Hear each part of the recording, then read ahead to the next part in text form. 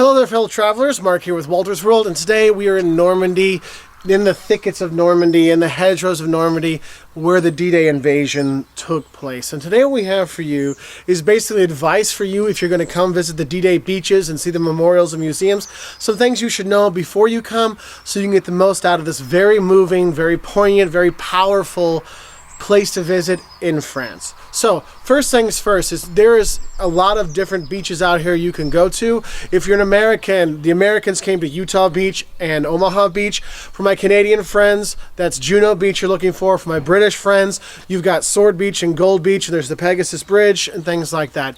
And there's very different things on offer in each of these different places you go, because over time the US beaches, Utah and Omaha, you can still feel like you can go to Omaha and you can see, wow, they had to go 800 meters up, and you can really see how the water and the beach, the water goes out. And you're thinking, how the heck did they make it from the water up to the coastline? And you're just like, wow. I mean, it's just really a very powerful thing. Whereas if you go to something like Sword and you go farther up towards the British landing beaches, those now have kind of been redeveloped, and they're actually like beach communities and stuff like that. So it's harder to see and get a feel for what it was really like during D-Day. So if you want to get a feel for the beaches on D-Day, I do recommend going to Utah Beach or Omaha Beach, because you get more of a feel for that than if you're going to some of the British beaches on that way. So I want to get that out of the way first.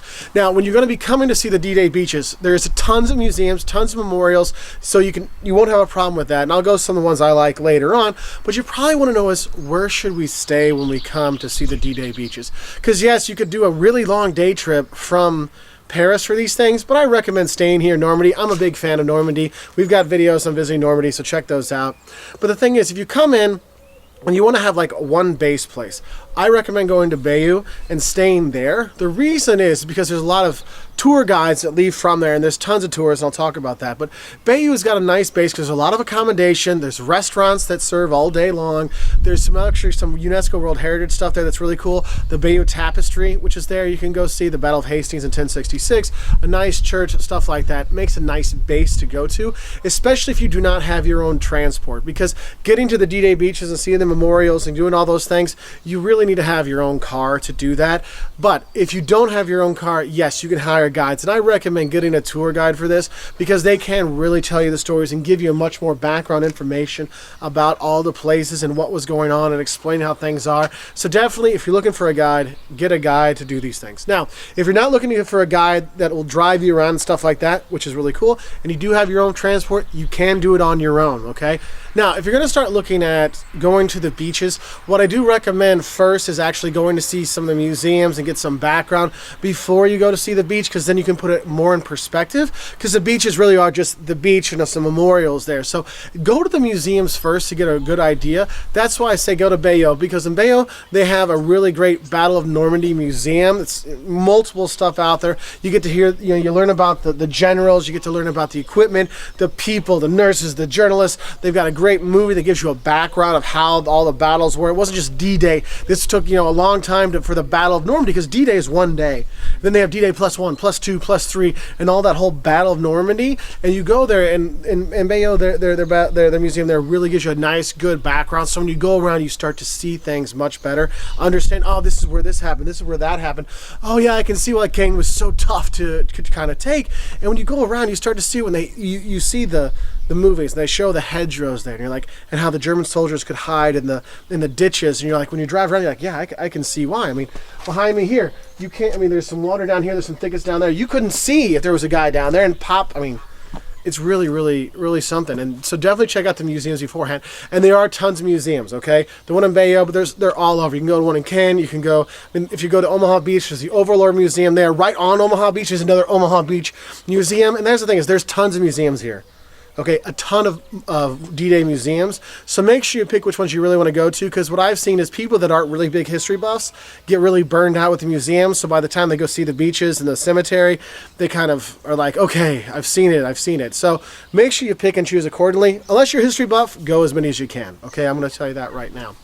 Now, after you see the museums, whichever ones you go to, then I recommend going to the American Cemetery at Omaha Beach. The thing is, when you go see all the lined up crosses, it is extremely powerful when you do see that. But also, actually there, I felt that their visitor center when you go through there, it gives you a history, a personal history of these people that died. You know what they gave up. You know how they died. And you're like, oh my God, I mean, I'm about to tear up now. I mean, I was trying to explain to my son the sacrifices these men and women went through to come and try to, liberate Europe. And I mean, I'm getting chills.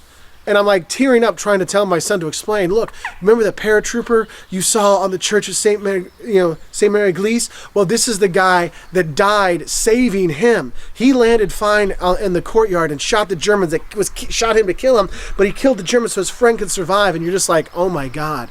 And it is so powerful when you go there. So see the museums, then go to the American Cemetery. And do their visitor center at Omaha Beach. And there's other cemeteries out here. There's the British Cemetery in Veilleux. There's one there, and there's other cemeteries around here. There's even a German there's even German cemeteries too.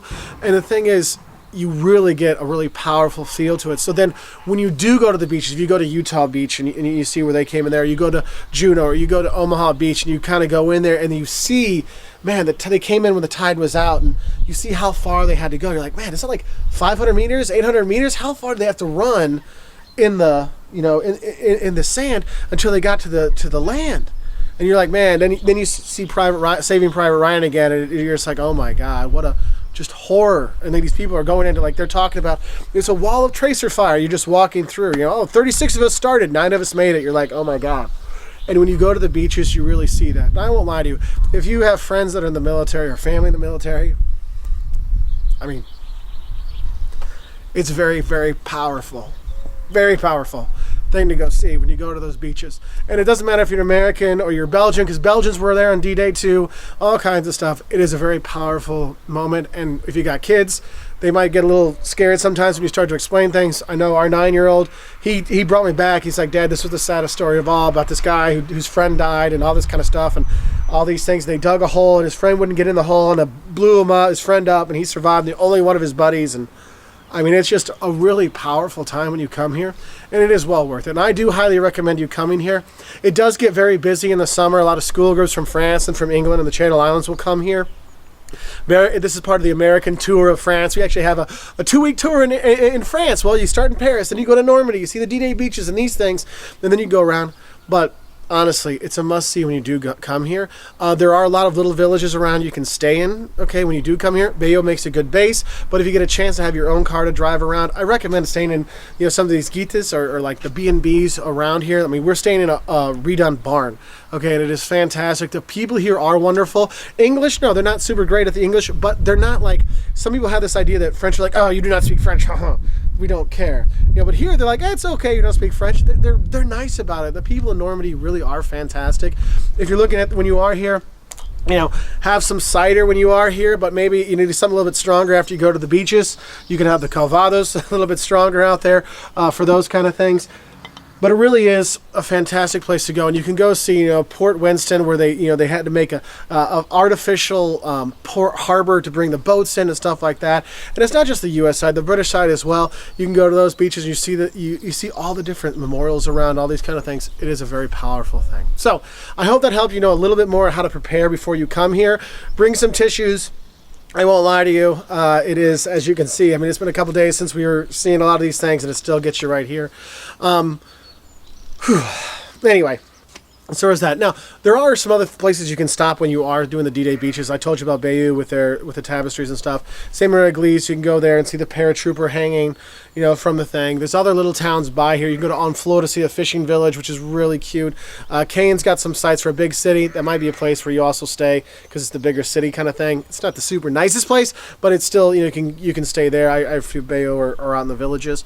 There are some really nice places. Rouen is another fantastic town. You could stay out a big city, kind of farther away from the D-Day Beaches, but if you want an easy hour-and-a-half train ride to Paris, that's another place to go. Cathedral there, some really nice stuff. Joan of Arc history.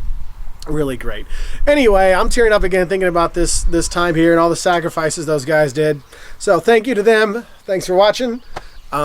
If you want to learn more, 5 things you love and hate about coming to Normandy, 10 things that'll shock you about Normandy, what to eat when you are here, check us out on our website at woltersworld.com. We really appreciate your likes and subscriptions, and thank you for watching, and thank you for all those people that came up on D-Day and throughout. Bye from Normandy.